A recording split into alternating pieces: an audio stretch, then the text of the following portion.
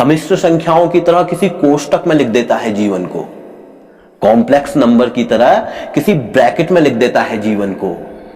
यह मृत्यु को सत्य तो कहता है मगर जीवन को कल्पना नहीं कहता।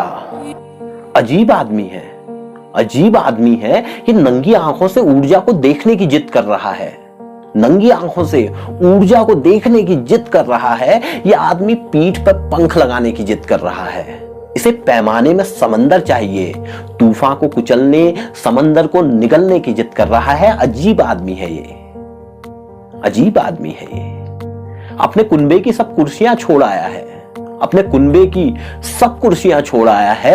ये जेब से मजहब निकालकर मेज पर रखाया है।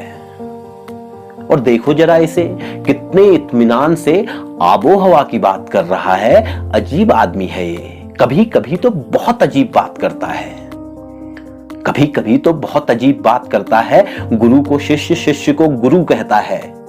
नए लोग, नए विचार, नई पीढ़ी को बहुत तवज्जो देता है।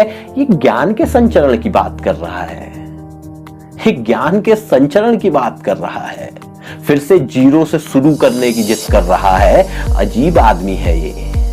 इसे किसी बात का हिसाब नहीं चाहिए, इसे अब हाथ में किताब नहीं चाहिए।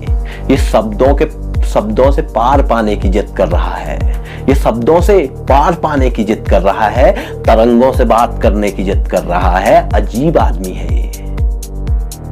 सम्मिश्र संख्याओं की तरह किसी कोष्टक में लिख देता है जीवन को, कॉम्प्लेक्स नंबर की तरह किसी ब्रैकेट में लिख देता है जीवन को। यह मृत्यु को सत्य तो कहता है मगर जीवन को कल्पना नहीं कहता।